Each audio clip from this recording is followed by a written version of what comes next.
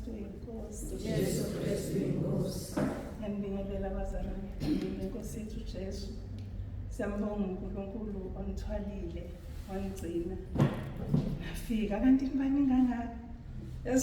Ngithi mhlawumbe ngo-10. Hayi siyambonga kakhulu uNkulunkulu.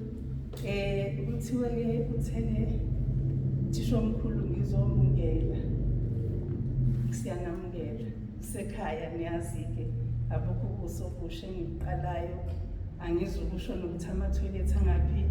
Ekhaya lenu nizosebenzisa enikuthandayo. Niyeke ngingathandi ukusebenzisa ngithi bazalwana. Nangapha nangapho khiyabala. Nini liphethe okhiye namhlanje. Akukho la ngizuvula khona. Nikhululekile. Lokho nje kuthiwe ngizokusho.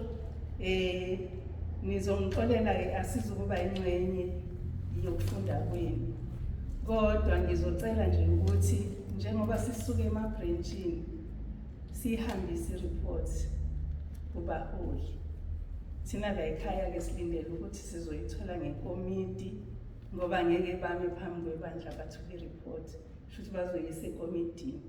Mhlambe nani ke emabranchini kube njalo kodwa ihambe i-report.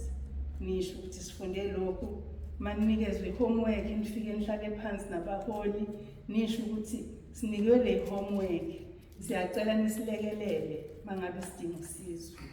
Yilokho nje ukuze ke siqale le ndaba ihambe phambili. Siyafisa ukuthi lo nalo alethe sakhe i-block ne-block eqhamuka kulo nalo lizoyiqeda le ndlu ka-Sunday School. Ilokho nje bazalwane Jesu Kristu inkosi. Jesu Kristu inkosi.